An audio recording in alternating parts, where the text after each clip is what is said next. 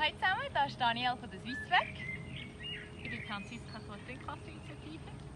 Und wir reden heute über die Gesundheit von Schweizer Seen und künstliche Belüftung. Franziska, was kann man sich darunter vorstellen? Wieso Gesundheit von Schweizer Seen? Ja, durch die intensive Tierhaltung in der Schweiz, die von Importfutter abhängig ist, also man muss sich vorstellen, 50% vom Fleisch produzieren wir mit Importfutter. Das führt zu sehr viel Güllenüberschüsse. Und die Nährstoffüberschüsse kommen auch in die Seen. Jetzt hocken wir da vom Waldeckersee, der wird seit Jahrzehnten künstlich belüftet, also sonst würde er stinken, dann wäre da 1 Algen mehr. Also unsere intensive Tierproduktion hat einen negativen Einfluss auf unsere Seen und auf das Wasser allgemein und auf das Trinkwasser in Form von Nitratrückständen. Okay, also das heisst, aus der Landwirtschaft gibt es Rückstände, die ins Wasser hineinfließen und im See innen bewirkt der Dünger, der auf dem Land ist, nochmal genau das gleiche Pflanzenwachstum. Das heisst, Algen produzieren ein stärkeres Wachstum und das raubt nachher Sauerstoff. Wann hat man das in der Schweiz gemerkt und wieso wird jetzt der Waldeckersee, wo wir hier sind, künstlich belüftet? Also seit 1993 wird er künstlich belüftet. Und das hat man einfach gemerkt, indem der Algenwuchs enorm war. Und auch die Fische können nicht mehr existieren. Wir machen künstlich belüftet. Das ist nicht der einzige See in der Schweiz, der ein Problem hat. Und künstlich belüftet werden im Moment 4. Das ist eben der Waldecker, Halwilersee, Bacher und Greifensee. Und gerade hier rund um den See sieht man, wie intensiv die Landwirtschaft ist und vor allem die Tierhaltung. Einfach viel zu viel Gülle.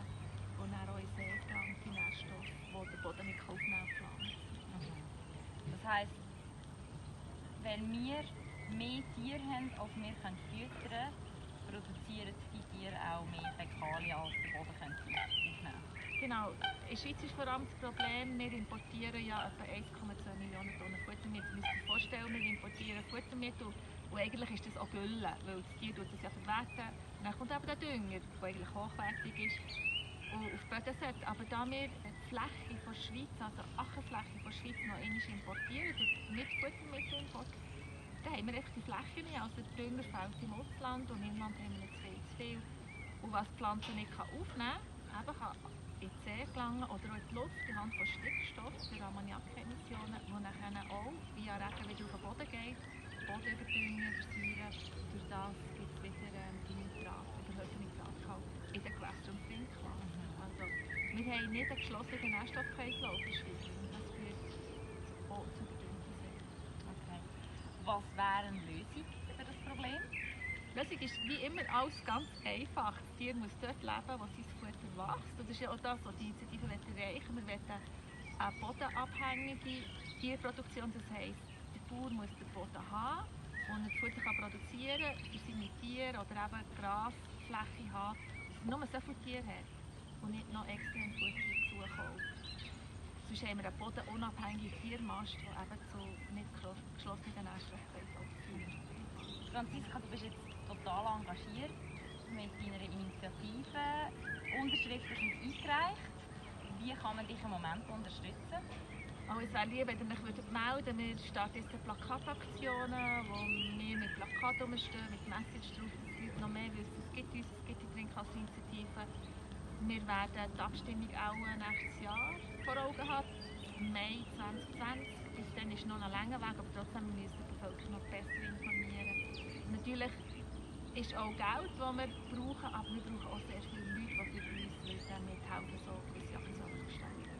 Dann kann man am besten auf die Webseite gehen und sich dort direkt melden. Gerne, es ist ein Infomail und nächsten Monat tun wir dann auch ganz klar aufschalten, für was ich mich anmelden kann. Wenn jemand gerne flyert oder vielleicht kann jemand Übersetzungen machen, was auch immer. Wir sind sehr froh um das Know-how, wo jeder etwas Spezielles bieten. Perfekt. Du hast schon angetönt, die Abstimmung wird wahrscheinlich 2020 im Mai voraussichtlich kommen. Bis dann bist du noch stark engagiert. Genau. Genau. Wir wünschen dir alles Gute für den weiteren Abstimmungskampf und wir sind natürlich mit dabei und wir hoffen, dass ihr alle auch dabei sind. Und wer Fragen hat, kann sich gerne bei Swissweg oder direkt bei der Trinkwasserinitiative melden.